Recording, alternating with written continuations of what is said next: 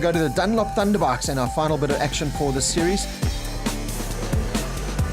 A massive field of 35 riders have entered for today's racing. Some top national riders have come out to enjoy the new Kyalami circuit. Greg Caldenes, Lance Isaacs, Darren Upton, Dean Foss, and David McFadden, Brandon Good, AJ Fenter. So watch out for the big names. There's Greg Caldenes on his big Kawasaki, Dean Foss just behind him, and Gareth Davidson.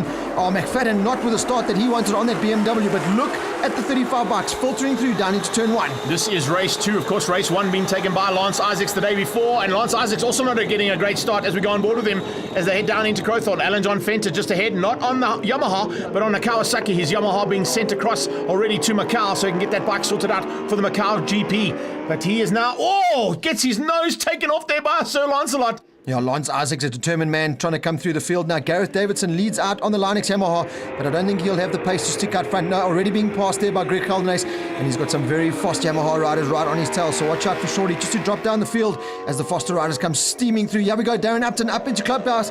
It's another one ticked off, so can Darren Upton chase down the Kawasaki man out front? He's going to be heading from Kyalami into Italian shores to go and do some battles in the Italian Superbike Championship. So wish him all the very best, but right now he's got to fight off a 3-time South African champion if he wants to take the race victory here in the second race of ThunderBikes. Look at Dean Foster working that Trolan bike to absolutely inches of its life, trying to find a way through, and eventually gets up into Leeuwkop and past Brandon Good. Yeah, sideways stuff there from the Trolan Kawasaki man. He's now up into fourth. Here we go on the inside. Alex van der Berg, all the way from Cape Town. He's got young little Aiden Liebenberg, our Super Junior champion, right on his tail as they come down the hill now. Sean Vermaak on board with the four-ways Kawasaki machine and down into the mine shaft. Not as, it's actually faster than it used to be because you can hold the gas on a lot longer now down into the bowl.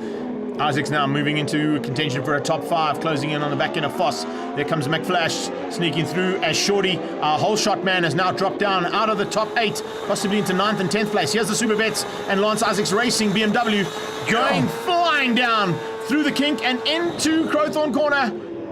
That is some top quality and top speed.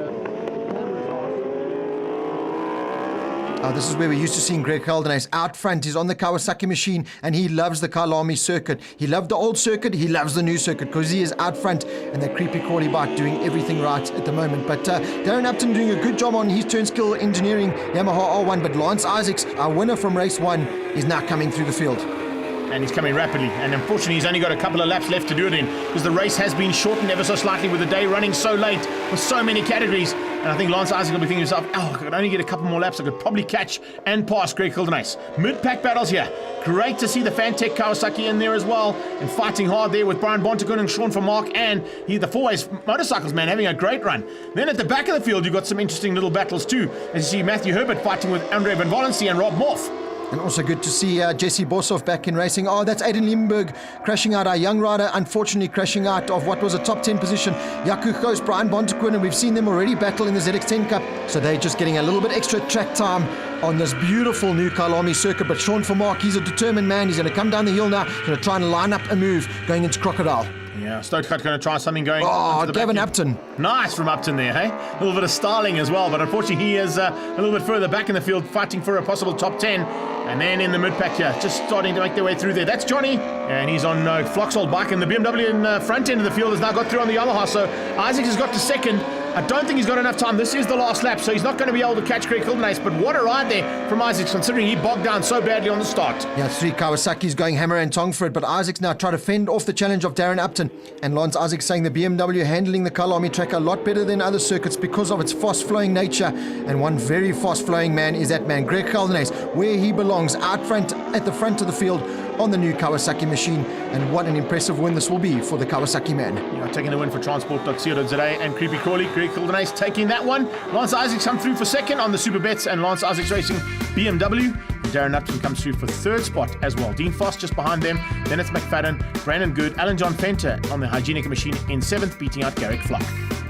We caught up with Lance Isaacs after a great day. We've been struggling a little bit with the clutch and the launch control, but for some reason at the start it just was the clutch bit a little bit deeper than it should have. But unfortunately it put me way back in the field, so I had to fight my way through. And with the shortened race, 6 laps, I mean I'm only starting to find my feet at lap 3. So I managed to pick the guys off. I came back from at least 10 seconds behind to finish second. I passed Darren Upton on the last lap going up into Westbank. So it was a good race.